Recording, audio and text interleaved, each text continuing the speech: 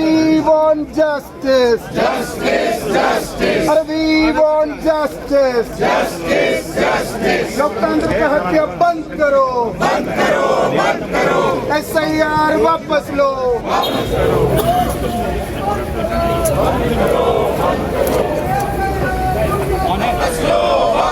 ये तानाशाही बंद करो. SIR बंद करो. वोट चोर गद्दी छोड़.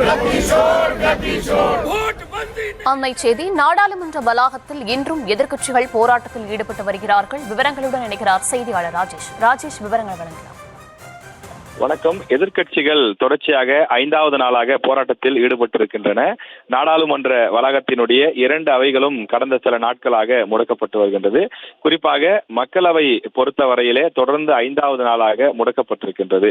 அதற்கு காரணம் அந்த சார் என்று ஆங்கிலத்திலே குறிப்பிடக்கூடிய சிறப்பு அந்த வாக்காளர் சீர்திருத்தம் தான். அதன் காரணமாக பீகார் மாநிலத்தில் பெரும் பிரச்சனைகள் ஏற்பட்டிருக்கின்றது. எனவே அதனை ஏற்க முடியாது என்று எதிர்க்கட்சிகள் தற்போது பாராளுமன்ற வளாகத்திற்கு வெளியே கண்டன முழக்கங்களை எழுப்பி வருகின்றார்கள். அதாவது ஸ்பெஷல் இன்டென்சிவ் ரிவிஷன் என்று குறிப்பிடக்கூடிய ஆங்கில வார்த்தையின் சுருக்கம்தான் அந்த சார் SIR என்பதை குறிப்பிடுகிறார்கள். சிறப்பு தீவிர வாக்காளர் திருத்த பணியை மேற்கொண்டு வரக்கூடிய தேர்தல் ஆணையத்தின் இந்த நடவடிக்கையை ஏற்க முடியாது என்றும், குறிப்பாக 1987க்கு பிறகு பிறந்தவர்கள் தேர்தல் அலுவலர்களிடம் சிறப்பு சான்றிதழ், ஸ்கூல் டிசி, சாதி சான்றிதழ், அரசு ஊழியர்களுக்கான அடையாள அட்டை, பாஸ்போர்ட் உள்ளிட்ட 11 ஆவணங்களில் தேவையானவற்றை சமர்ப்பித்து வாக்காளர் பட்டியலில் தாங்கள் இடம்பெறுவதை உறுதி செய்ய வேண்டும் எனவும், இன்னும் 4 மாதங்களில் பீகாரில் தேர்தல் நடைபெற இருக்கக்கூடிய சூழலில் இதுபோன்று 52 லட்சம் பேரை அந்த வாக்காளர் பட்டியலிலிருந்து நீக்குவது என்பது ஏற்றுக்கொள்ளத்தக்கது அல்ல.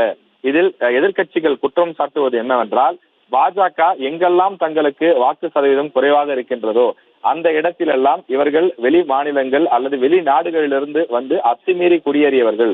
இவர்கள் இந்தியாவினுடைய குடிமக்கள் அல்ல.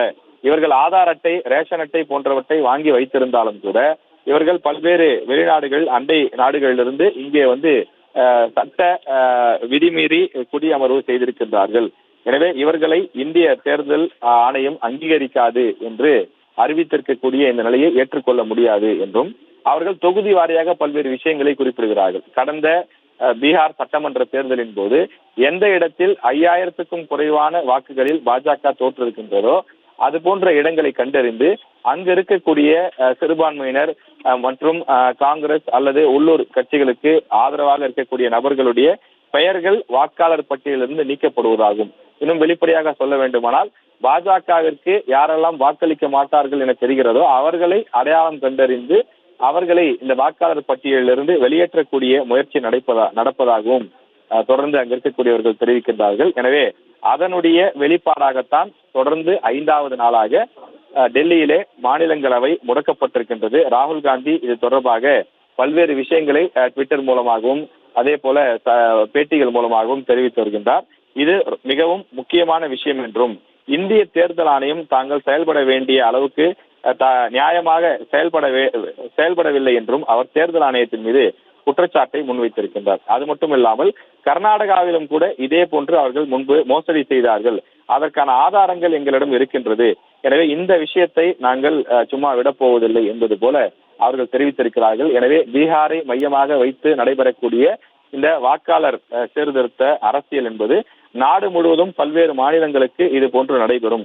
எனவே இதனை நாங்கள் அனுமதிக்க முடியாது என்று எதிர்க்கட்சிகள், அதாவது காங்கிரஸ், திமுக உள்ளிட்ட இந்தியா கூட்டணியில் இடம்பெற்றிருக்கக்கூடிய பல்வேறு கட்சிகளும் தற்போது டெல்லியில் பாராளுமன்ற வளாகத்திற்கு வெளியிலே தொடர்ந்து கோஷங்களை எழுப்பி வருகின்றார்கள். கடந்த 4 நாட்களாக பல்வேறு நேரங்களிலே அவை கூடியது. ஆனால் அவையை தொடர்ந்து நடத்த முடியாமல் தொடர்ந்து எதிர்க்கட்சிகள் கோஷம் எழுப்பியும் சபாநாயகர் இருக்கையை நோக்கி முற்றுகையிடவும் முயன்ற காரணத்தினால் பலமுறை ஒத்திவைக்கப்பட்டது. ஆனால் நாள் முழுவதும் அவையை நடத்த முடியாமல் முழுவதுமாக ஒத்திவைத்த காட்சியைத்தான் கடந்த 4 நாட்களாக பார்த்துக் கொண்டிருந்தோம். இன்றைய தினம் 5வது நாள், கடந்த 21ஆம் தேதி தொடங்கியது. தற்போதும் எதிர்க்கட்சிகள் தொடர்ந்து கடும் கோஷங்களை வெளியில் எழுப்பி வருகிறார்கள்.